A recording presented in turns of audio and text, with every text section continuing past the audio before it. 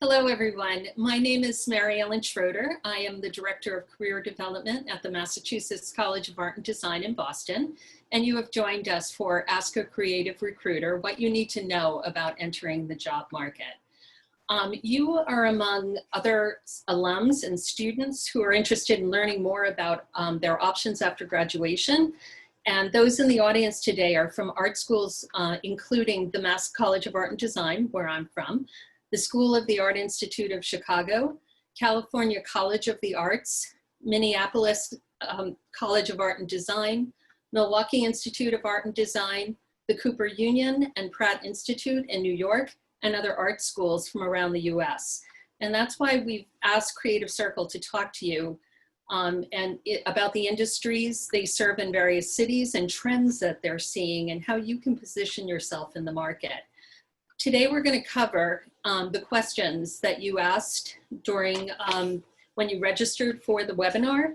And those questions were about the current job market, improving your resume and portfolio, and working in the industry. We're also going to accept additional questions during the webinar, so please submit them. And additional resources that Creative Circle has and what it's like to work with them and how you can go about doing that. So I'm going to pass it over to Brian Pope in Boston. He is going to introduce himself and tell you more about Creative Circle. Thank you, Mary Ellen. Hello, everyone. Thanks for joining today. So yes, I'm part of Creative Circle. We're a specialized staffing agency. We deal with creative marketing, advertising, digital traditional needs with our clients across the country.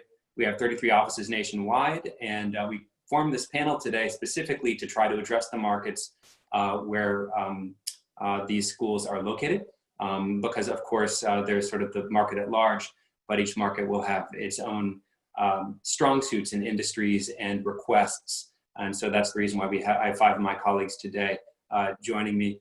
So I'm based in the Boston market. I am a senior recruiter. I've been with Creative Circle for 10 years. I was a designer and art director, agency side, client side for a little over 10 years prior to that. Within the Boston market specifically, of course, industries that are strongholds for us include retail, finance, tech, and healthcare. So I'm going to ask the other panelists today to introduce themselves. Let's see, I suppose, who do we have up next here? Jocelyn, would you care to introduce yourself?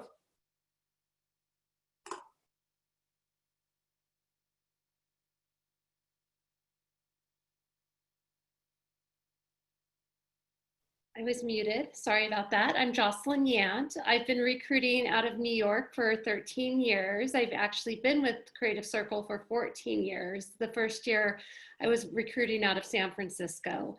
So the New York market right now, you know, it's fluctuating a bit, but we definitely have a core strength in digital, product, tech, retail, as well as design communications. So I think there's still a lot of great opportunities to be had in New York for designers, you know, both junior and mid-level. Hi, I'm Carrie Eck. I am the city manager of the Minneapolis office, and I've been with Creative Circle about 7 years. Prior to that, I was about 15 years on the agency side, both design and digital. Areas of sort of focus in our market in Minneapolis and the Twin Cities market, technology, retail, financial services, education. Many of those are sort of focused industries for us. And then also, as far as what we've been seeing, as far as trends, things definitely in the social space, video, UX, that type of thing is what we've been seeing here in Minneapolis. Hi, I'm Amanda Marshall. I work out of the San Francisco office. I've been with Creative Circle for 7 years this summer. I went to the Art Institute of San Francisco, California, and I studied graphic design and advertising. I got a job as a designer at Google prior to working at Creative Circle. And I moved into recruiting because I like the people aspect of it. And I work with Google as my primary client in the San Francisco market.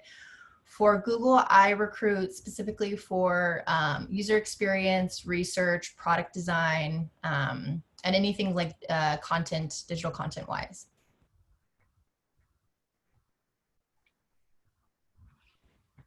Hi, my name is Lauren Carter. I've been a recruiter at Creative Circle for about 3 years. I'm currently serving our Chicago market, previously worked heavily on our Wisconsin market.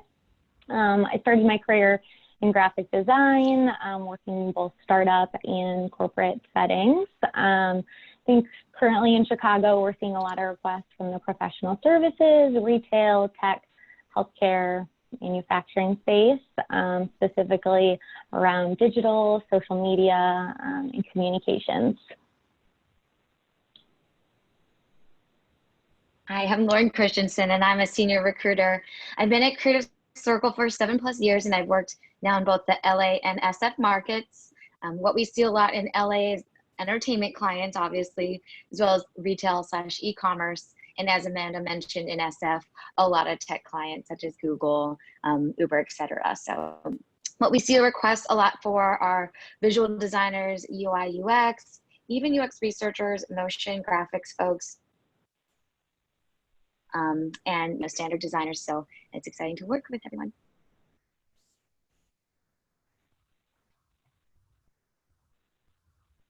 Great, thank you so much. And I'd also like Rita and Jackie to just introduce themselves. They're going to be behind the scenes monitoring your questions as they come in. So I'm sure they say hello. Okay, Jackie. I'm Jackie, and Rita will soon come on screen. We're both here in the chat to help you out. Please just remember that if you have any questions, you're entering them into your Q&A feature at the bottom of your screen. Hi, I'm Rita, and both Jackie and I are based in Los Angeles with the Creative Circle corporate marketing team, and we look forward to helping get your questions answered at the end of the webinar. Thank you. Great, thanks so much. So Brian, I'm going to start with you. You had given us an overview of Creative Circle, and the questions that came in, we have people who are new graduates and those who have never worked with a recruiter before. So what's it like to work with a recruiter, and are you a contractor when you're hired by Creative Circle? Okay, sure. Yeah, so recruiters are essentially conduits between businesses and folks that they hire. It doesn't necessitate being a contractor, however. Many of the roles that we do fill are direct to full-time hires.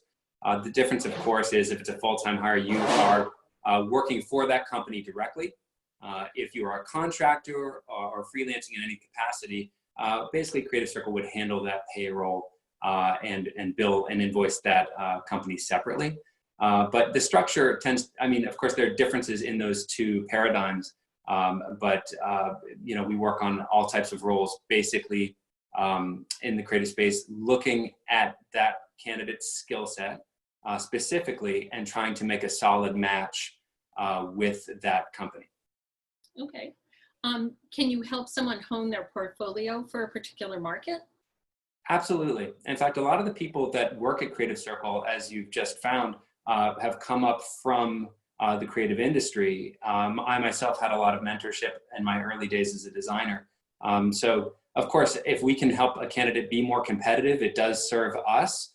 But we're also very much of the mindset of forming long-term relationships with the candidates that we work with. So if we can help you to help yourself, even if we don't land you that next gig, if we were helpful, hopefully you'll come back to us the next time you're looking. We find over the long term, we're very successful in finding people really solid work opportunities.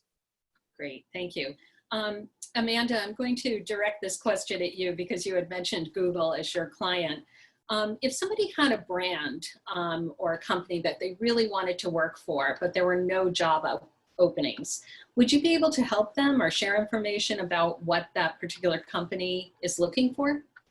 Yeah, absolutely. I think that we do find that companies have certain hiring profiles. And so oftentimes if there isn't a particular opening at that time, we can connect with candidates, find out what those types of companies or those target brands would be, and then help them tailor themselves, whether it's their portfolio, resume, whether they need to gain more experience in a certain realm or build out certain types of projects that would align with, you know, basically that candidate profile that the company typically looks for. Great. Jocelyn, did you want to mention anything? I see you unmuted yourself. Anything else you'd like to add? Oh, I just want to piggyback on both Amanda and Brian's conversation.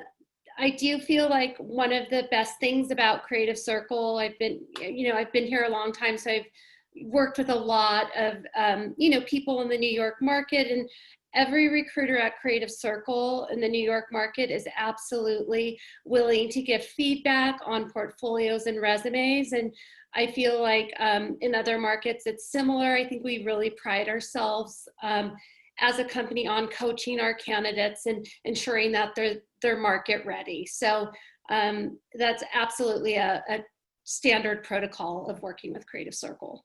Great, thank you. The next questions are more directed towards the pandemic and the effects that it's had, what opportunities are available, and especially for our newest graduates. One of the questions that came in, and Carrie, I'm going to direct this question to you. What are the sustainable fields now that someone could dip their toes in and hope to be more established for the long term? Well, I'll answer that in two ways. So first, from an industry perspective, what we've been noticing is, excuse me, oddly enough, technology, that industry, retail, financial services, and healthcare are all areas that are growth areas and continue to be growth areas that we've noticed throughout the pandemic so far. So just something to think about as you're thinking about what kinds of industries you'd like to go into. Now, some of these industries as well, you can be part, if you want to be on the agency side, then you go for the agencies that cater to those particular markets or those particular industries. Like I know in Minneapolis, we have a number of agencies that are specific to healthcare, specific to financial, that kind of thing. So that's something to keep in mind.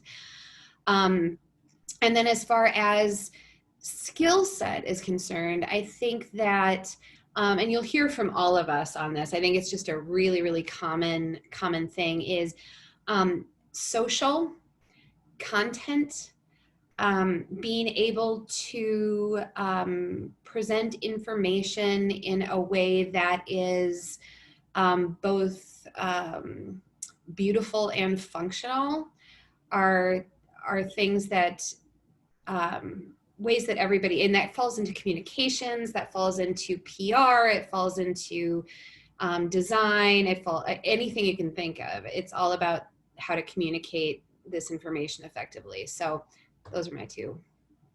Great, thank you. Given the unusual circumstances that everybody's finding themselves in, what advice would you give to someone who just graduated? And Carrie, I'll direct that at you again. Oh, great. What I've always, excuse me, what I've always said is that networking is extremely important. And when people think of networking, and I was thinking a little bit about this yesterday, it can sound very scary, especially if you're not super extroverted, because people assume that in order to network and reach out to people and connect with them on what they do and how they got to where they are, that you need to be super, super crazy outgoing. And that's not the case. I always encourage people to look at designers or writers or videographers or anybody that you think in particular has a really beautiful book or has a really interesting background, and reach out to them for either advice or mentorship. It's not, you don't, by doing that, you don't bother anybody. They can always say no, but nobody ever does. Everybody always is super helpful. So I would just really encourage you to reach out to people that you think would be good to sort of follow, or that you admire their background. Thank you. Lauren, I saw you shaking your head. Yes, I guess you're in agreement. Absolutely. Any additional advice that you would give to a new graduate, or did Carrie pretty much cover it? Yeah, something I could add on is that maybe you just graduated, but you didn't list your freelance experience that you'd had while in school. So please do put from 2000 and blank to present your company, it could be your name, and that you can say, design social media content for a startup beauty brand, or worked on a project for a mobile app in which I designed the wireframes, the style-guide iconography systems, and give yourself credit for that, so that you don't feel like your resume only just says school, and it does show that you have been working on things during and right after graduation too. Great, thank you. Mary Ellen, I just wanted to piggyback a bit on Carrie's comment about networking. One of the unique features of this panel discussion is our audience. Some of the top schools and programs in the country, and I'm certain that all of them have folks like you that can help to connect alumni with graduating students, and alumni with each other. So, never losing sight of that. And when in doubt, you can always, tap that resource at your school to try and find out, of course, you got to do a little of the legwork to find companies you may be interested in, but chances are pretty good that you're going to have some alumnus that are there. That's great advice, Brian, and it's definitely advice that we offer to our students and alumni. Use your own community and your peers. Kaylee, I'm going to direct this question to you because Lauren had brought up resumes. How do I make my resume and portfolio stand out, especially within this current climate? Yeah, absolutely. I think that's a question that we cover quite often, meeting with candidates. And, I think one of the best things is to make sure it's very clean and readable. Make sure, your resume is your first impression when you get your foot in the door. So we always encourage you to have links to your portfolio on there and make it linkable. I think that this stat is about 85% of employers or hiring managers are viewing your resume on a mobile device. So making sure you're viewing it on your mobile device, a tablet, have a friend look it over, make sure in various, platforms and, various channels that it's readable for each one of those, and make sure the color is also viewable on each one of those. I think making sure that, you can read it across various devices is something that we often find someone doesn't consider. Make sure you're proofreading it. Making sure you're having your experience. I think what Lauren covered was really, really great. When you're graduating, you might not have a ton of real world experience, but you might have done some freelance projects, whether it's for family members or friends. And, even if you weren't getting paid for that, it's still valuable work that shows the freelance work that you have been doing over the course of your career. So making sure you're highlighting that freelance work is going to be really important, and can often get your foot in the door for a lot of clients when other candidates don't have any of that freelance work on their resume. So anything you can do to highlight that experience and, go into detail about it, that's still showcasing, real world projects that you've worked on. So that was kind of just a snippet. If anyone else has anything to highlight after that.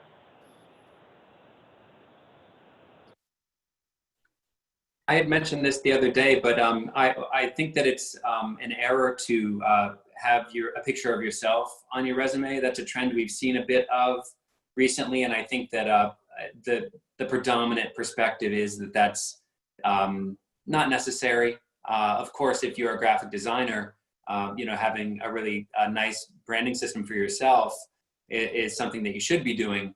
But I think there are a couple of reasons why it's sort of frowned upon. If you have an About Me section on your site, that may be a more appropriate place if you want to kind of show people what you're all about. But on the resume, it's usually not a best practice.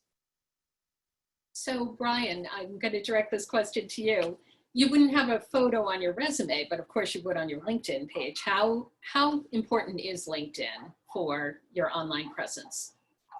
Oh, well, it's definitely something that can be looked at quite a bit by employers. I don't want to say there's one prescription for anything because, if you're looking at art direction in an advertising agency setting, I'm not sure that they're going to be looking at your LinkedIn or even your resume as much as your portfolio, right? It's almost a joke among art directors to kind of have the pithier, the better. A job description of 4 years in agency could be 6 words.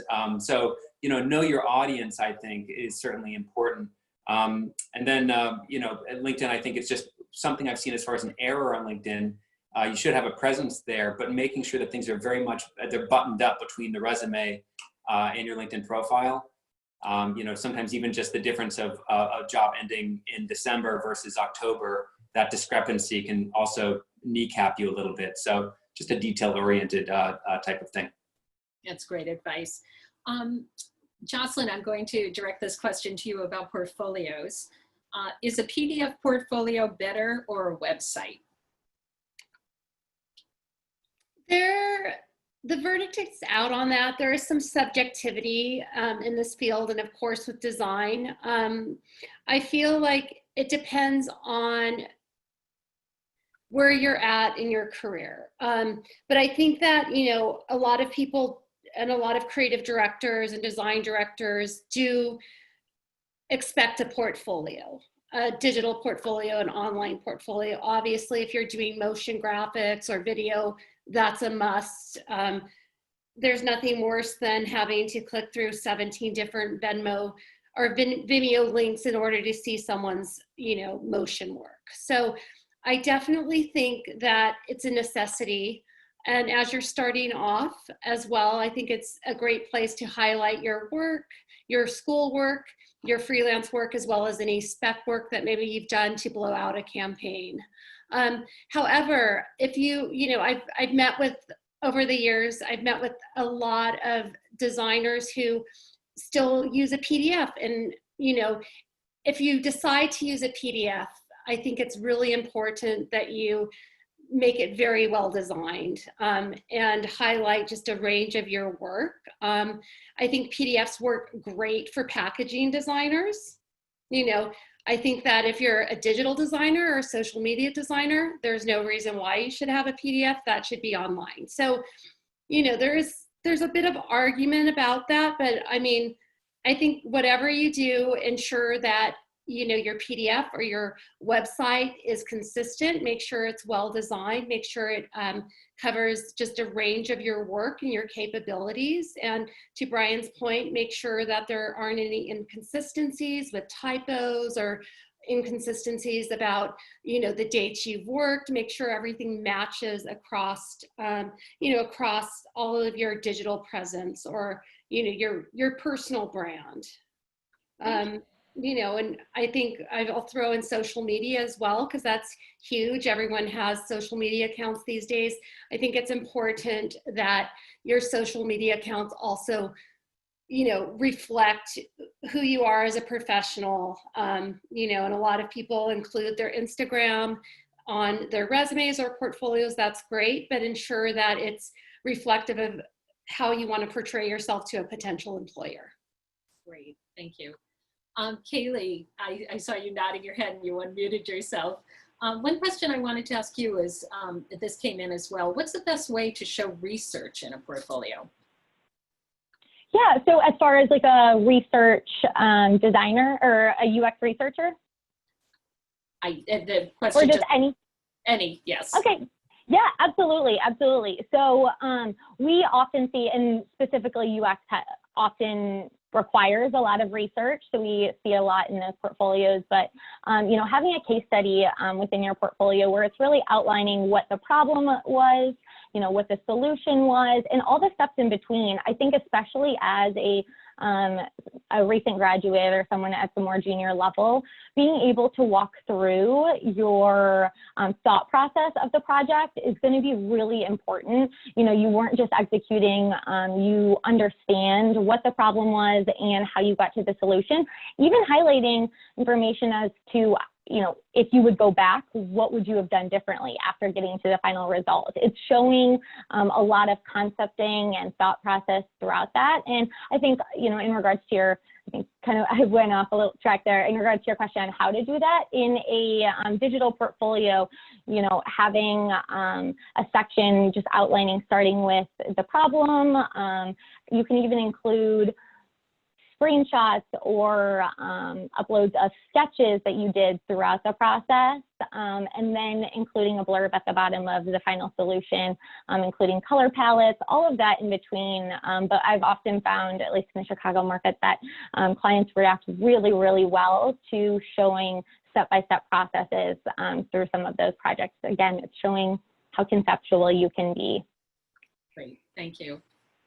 I want to tack onto that, if I may, only because I couldn't agree more with Kaylee. And we've all been sort of indoctrinated on the long scroll now, probably due in part to social media.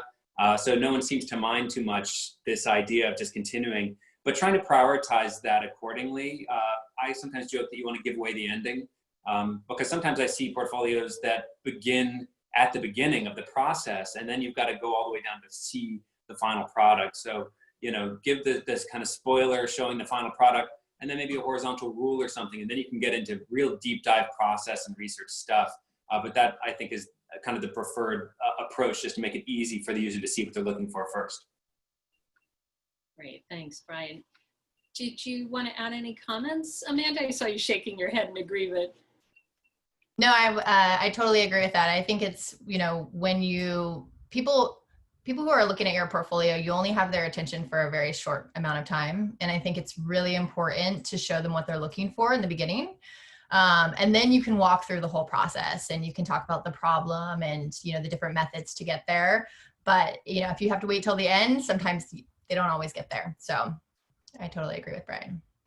Well, I was actually going to thank you for that. I was going to ask you the next question as well. This is about work environment, and really more about contract opportunities. And the question came in, is project contract work more likely now during the pandemic?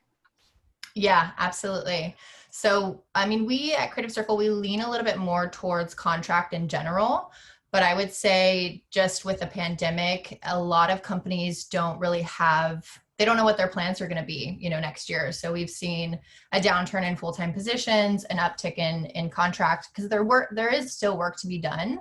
And I think it's a great idea to look at contract, especially when you're a new graduate or starting out in your career, because it's really the opportunity to gain more varied experience in a quicker amount of time. So yeah, I would definitely encourage anyone to do project-based stuff, whether it's part-time contract, 40-hour week contract. We're seeing a lot of both. Great, thank you. This question I'm going to ask of you, Amanda, or you, Jocelyn. Either one, please, tell me what you think. Can you work for a client in another state, or do you need to be local? How remote can you actually be? Why don't we start with you, Jocelyn? Well, I always believe in the mantra that it's much easier to get hired in the location where you're at. So although there's a lot of remote work, I've found that a lot of clients prefer a local candidate, because especially right now in New York City, where probably I'd say 99.9% of our opportunities are remote, many of those clients anticipate that once things resolve, once the city opens up, once the numbers go down, that they'll be bringing people on site. So I think a lot of our clients have that preference for someone to start remote, but then, transition off on site once the economy opens up again. And also, clients like to work with local candidates because they have more insight into the local market, as well as they're available for in-person kickoff, on-site kickoff calls, meetings, etc. Even before this huge shift to remote that we're seeing now because of COVID, a lot of our roles that were off-site, clients would still want people on-site for meetings or kickoffs. So, that's what we're seeing in the market. the practical reality. Okay. Mhm, practical reality, and time zones make a difference as well. Yes, of course. Of Yeah, course. I agree. Time zones and yeah, just the idea that it'll be easier to, you know, transition back on site. They'll be more familiar with, you know, any companies that you've worked with in the local market, and just, you know, what that industry looks like in the market as well. And Amanda, do you need to have your own software to work with the client, or will they set you up? Most times you need to have your own software. Yeah. I think bigger corporate companies will oftentimes send you like a laptop to work on, but I mean, it's a very small percentage. Most companies would expect you to have the Creative Suite loaded on your computer and working off your own software. Thank you. So in general, with all the locations that you're in, are you finding that freelance contract work is probably more the norm now because of our current situation? Definitely. Great. Yeah, I feel like that's the way our economy will recover, is by freelancers. Oh, you know, Amanda, I think, made this point earlier that, you know, companies don't necessarily know what they're doing, you know, next year. So it's hard for them to forecast and work towards approval to get a full-time head count. But on the other hand, they still have work to do.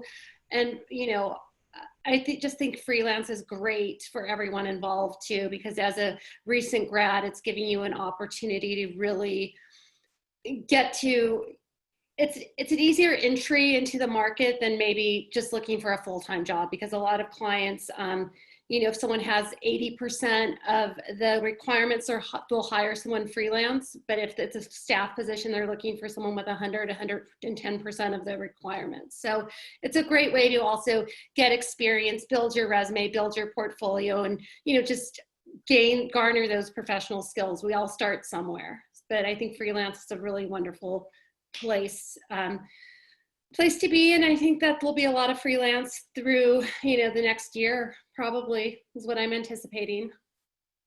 Great, thank you. Lauren, I'm going to direct this question to you. This is specific to the illustrators and animators that are in our audience. And the question is, are there opportunities for them? How do you get your foot in the door? And can the illustrators still find work within occupations that are more animator driven? Big question, but any thoughts?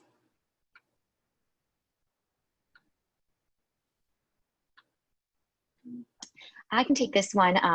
I worked in a LA market with, you know, big entertainment companies like Disney, and more advertising jobs are what Disney utilized Creative Circle for. So what we wound up doing was having an illustrator create a lot of repeat patterns that could then be, you know, put on products and sold to kids at the Disney store. And so she didn't have that experience yet because she was new, but she mocked up so many different like thermoses, bags, you know, notepads, etc. And that got her the interview for the job, and she wound up getting the role. So if you can make your illustration something that could be used in a product situation, I think that's a great way to continue in a career, focus on illustration. And we've also had separate iconography system job opportunities for tech clients. So if you're really into creating iconography systems, that's another way that a brand could, you know, hire you for helping them design their own. Great. Does anyone want to talk about the motion aspect? Yes, please. I can allude to that. Yes, like please do learn, you know, After Effects, Cinema 4D as an illustrator, because more and more these days clients are needing that, you know, thumb stopping, social media, animation type of work created for their brand. So if you're already a great illustrator, I think it'd be so important to have those experiences and tools in your work bench as well. You can draw upon them to create that type of content. Great. And this question I'm going to direct to Jocelyn. What do companies look for in photographers when recruiting, and how likely are they to choose or need photographers in the industry now? Well, I would say that most of the photographers we place in New York will be for e-commerce photography, product photography, or a photographer who also has social media skills, content creation skills. You know, photography is a great tool to have in your back pocket in terms of, you know, demand for it on the market. If you're just looking for a 100% photography job, that might be a little challenging. However, I think if you can utilize your photography skills in terms of social media content creation, so understanding, you know, those overarching social media channels, how to create content, visual and written content for it, and maybe giving yourself some exposure to some of the analytics programs, that could be great, because we're seeing a lot in the social media space that includes content creation and photography. But I think for pure photography, those roles are fewer and further between. There's a lot of stock photography on the market when clients aren't using stock photography. A lot of times they're using someone who has photography skills, so who also maybe has graphic design skills or social content creation skills as well. Great, thank you. I want to chime in really quickly. I feel like I say this a lot when we're doing talks about things from Creative Circle's perspective. So the world needs like Ansel Adamses, right? And the world needs Herb Ritzes for photography, and the world needs Matt Groenings for animation. You know, so the creators, the dreamers of dreams that make these wonderful bits of content. And as my brother says, we're in the golden age of beer and content. There's so much that needs creating right now. But a lot of what we do is through the lens of a business need. Right. So I don't want to say that there aren't opportunities out there for photographers to make their own way and to, you know, really, I guess, be a new voice or a new vision. God knows we need that more now than potentially ever. But, you know, what we're trying to do is find the way to apply these arts so that they are also helping to further the business needs. And obviously, that's usually where, you know, a longer term job opportunity might lie. So again, I don't want to seem like there aren't those opportunities out there. It's just not what we tend to be focused on. Great, thanks, Brian. I actually have gone through a number of the questions that were submitted during the registration, but I also see that it looks like quite a few have come in during our talk as well. So I'm going to hand it over to Brian, because I know you've been seeing those in the chat. Yeah, and thank you, Jackie and Rita, for passing them along. So we have quite a few questions. So I'm going to try my best to follow Mary Ellen as some type of moderator here, but I'll just pass along questions in a similar fashion to folks on a random basis. I tell you what, Lauren, the first question that came through has to do, we see this quite a bit. Can you provide some specific advice for junior level candidates with say 0 to 3 years of experience when most jobs are asking for more? And then as a kind of an addendum, what should we include in our portfolio? So I don't know how you want to attack those two. Sure. I'd love to help out because when we're meeting recent grads from great schools like you from are asking, like I said, to add your section to your resume to show that you created, you know, company down the street local to you. Please do include that. And then if it does say in a job description, you know, it's a couple years of experience and you're at the recent grad mark, still apply to it and explain how exactly what you have done on a project that the job asks for, in maybe like 2 points. Must have worked and helped to style a photo shoot for a product that's on e-commerce. You can say, the makeup brand, blah, blah, blah, blah, and, you know, try to show indirect links to samples, and by, you know, writing down exactly what you did and how you had that experience that they're asking for while in school, that you'll still be considered by the recruiter or the hiring manager if the portfolio matches and it seems like it's going to be a great, you know, possible opportunity. And then other things that I just want to add about the portfolio for recent grads is, you know, give us a backstage pass. So don't just show the final product.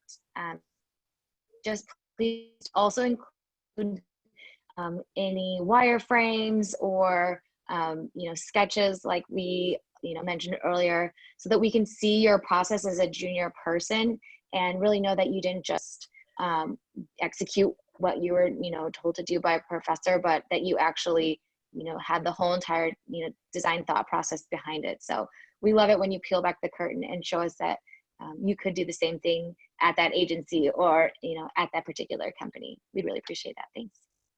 Yeah, absolutely. And by a show of hands, how many recruiters here have sent a junior designer for a higher level role if they had a lot of really good work in their portfolio? All of Okay. us.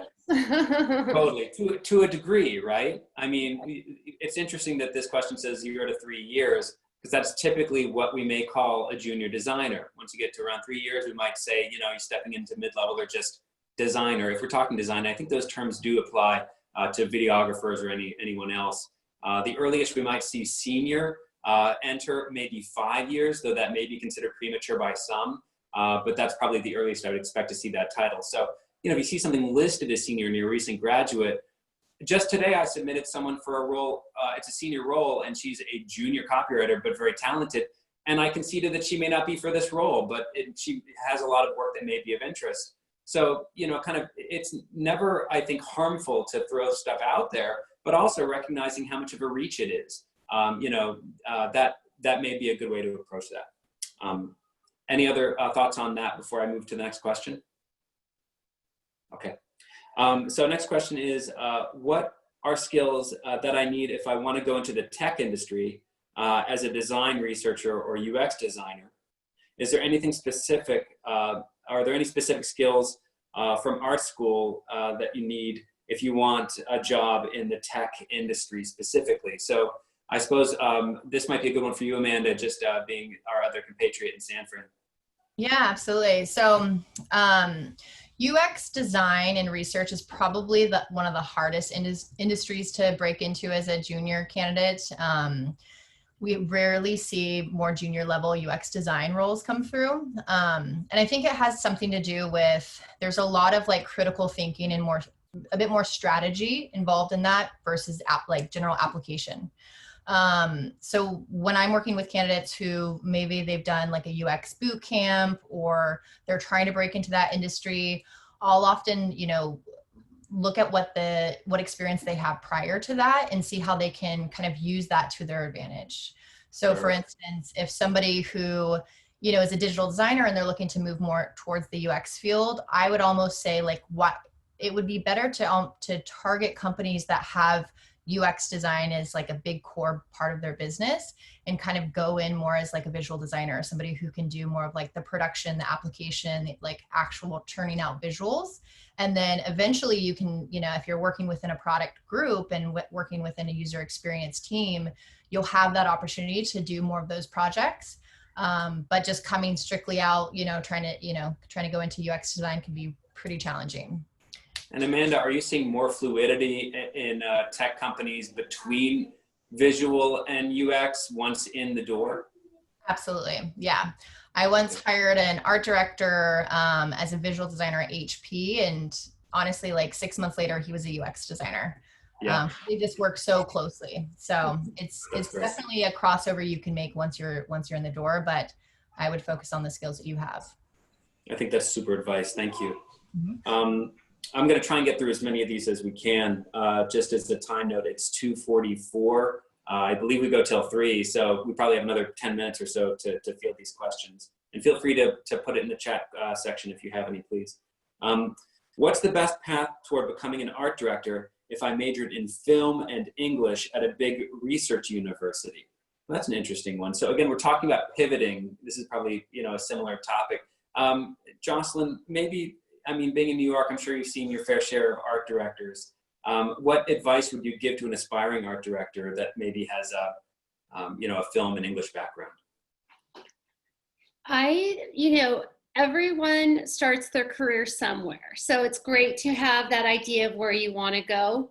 And I think that in terms of, studying film and English, it's actually a great mix to become an art director, because art direction is so conceptual, where you integrate, strategic thinking, you integrate design, which, and if you're a film major, you are probably an aesthetically driven person. So I feel like it's a strong foundation, and it's just about being persistent, being strategic about the way you position yourself, your portfolio, putting together, probably a very clever resume, because that's what clients are looking for, from art directors. They want someone who can come up with these very clever, witty ideas that are conceptual and, but also have an ability to sell a product. So I'm not sure if that exactly helps, but I don't think it's very far off. I think that, that's a very strong chemistry to have for someone in art direction, because you've got the visuals from the film and you have the ability to utilize language from your degree in English. So I think that it's just a matter of, being persistent and believing in yourself and knowing that you can get there, because not everyone starts art direction from, going to a portfolio school. A lot of people just kind of fall into it. And that, I think, piggybacks well to what Amanda said. It's like, take whatever opportunities are available to you, because you just never know where they'll lead. And there's just such a convergence right now in design with the way everything's intersecting, or, content creation, and everything's just kind of coming together. So I think it's just important to get your foot in the door and see where it leads, but also have your goal in mind so you can reach it. That's great, Jocelyn. Thank you. And as a former art director, I can attest to the fact that at least 25% of your day is talking about great movies. So I think you already have a leg up. Next question is, what are your thoughts on relocating to a new city to find employment before securing a job? Kayla, maybe this is a good one for you. I know Chicago is a great magnet in the Midwest for folks. What are your thoughts on relocating before having an opportunity at hand? Yeah, absolutely. I don't want to be the person who advises anyone to, move without putting together any sort of plan first. But I will say that specifically in the Chicago market, with it being such a large city and be so prominent within the creative field, it is a huge leg up to be in the city already, or, in the surrounding area, rather than be out of state. There are so many companies that are open to remote work, but I think, as Jocelyn might have highlighted earlier, being able to come on site for meetings, or, knowing that, especially during this time down the line, you will be able to be on site in their office eventually, is going to be really helpful. And I think making that move based on candidates that we've talked to, already being in the city is going to be a lot more prominent, and I think you're going to be a lot more active in your search. So again, I'm not in a position to advise anyone to move based on what your situation is elsewhere, but I think being in the city that you're looking in is always going to be an easier foot in the door for most companies. Sure. If I might add. Oh, sorry, Lauren. If you get to that city and you see people from your college that you can network there, then they already know probably all the agencies, and you could really connect with them to get more job interviews than less. Mm-hmm. I think that a lot of it has to do, and this is something that I always encourage people to do when you're out there and you're beginning your search. It's very easy to be like, I should go where the jobs are, like I should just go to, like I should go try to find them. And a big part of, at least my experience in creative and on the agency side, I've been on agency side and in brand marketing on the corporate side as well. The fit of what I'm good at and what the company is looking to do is something that I think it's helpful for you to be in the same town, just because then you get an opportunity to talk to other people about what is going to be a good fit for your skill set. You might have this idea that this is the company, but it might change a little bit based on as you kind of get to know the city a little bit more, as you're more familiar with the different types of work that each agency does, or the different types of work that each company does. I mean, I know that there's a company here in Minneapolis that has a huge digital arm, and you would never know it, but like, it's a really awesome place to work because people get some really cool, innovative experience, but it wouldn't have been something that people would really know about and search out if they weren't here in town. I hope that makes sense. Yeah, absolutely. So I saw a note in chat asking if we're going to get to all the questions. If not now, then afterward. I'm sure we can commit to that, though we'll try and bang these out as best we can. I noted that there was a theme and a few questions that were asked. One had to do with whether school names actually matter when trying to get a job. Another one similarly is asking which is more important, a stronger portfolio or better education experience in the creative field. Noting how one can capably get a pretty decent education these days via massive online courses and things of that nature. I'm happy to field this one just to knock it out, and then if anyone else has thoughts on the matter, please chime in. But I think one of my favorite things about what we do is the fact we work in a subjective field. I've seen people who have no lick of formal training, but are very, very talented and understand what the market's looking for, and able to serve that up in a portfolio and get work because of it. But conversely, I have just today spoken with an art director who has 5 years of very good agency experience, who probably is getting calls before anyone even looks at her portfolio because they see the resume and they see those agency names. So I would say that the answer is probably either, but doesn't have to be both, right? Just because you didn't go to a great school, if you've got great work, then, get out there. And then, great work, of course, is subjective, but what you can do, and what we haven't mentioned yet, I think is very, very important, is, as you're searching for work, you're going to inevitably read job descriptions that have requirements or types of projects that they're looking to do. You'll start to see these as themes, and if they're not strongly represented in your body of work, there's nothing stopping you. Again, subjective pursuits, just because you didn't do it professionally, if you do something even as a hobby and it's awesome, nobody's going to care. Right? It's great. It's what they're looking for. So for instance, a graphic designer looking for a role and seeing that there's a lot of social media out there. Well, what is that? Animated GIFs. I know how to do those, or some other types of photo styling for certain types of industries. Get out there with your iPhone camera and, get to work. So, you can always expand upon those portfolios. Personally, I think portfolio trumps education and clout, right? If you've got great work, that works every time. Just one quick note on adding spec work or, personal, self-initiated projects. I work with, people who are super, super senior, 10 plus years in the game, and they're still adding spec projects just because they're a creative minded person. And some of the times it's the most creative work that they're able to do. And so it's totally fine. Definitely encouraged to always include spec projects. It's looked at the same, essentially. Absolutely. I love that. Yeah, you're never done, right? You're never done. Always be pushing the work along. And to that end, if anyone ever gives you feedback, actualize the feedback. Even if you don't believe in it, go ahead and do it and send it to them and show them that you did it. You know how few people actually do that? It shows that you're committed, engaged, willing to work. It says a lot.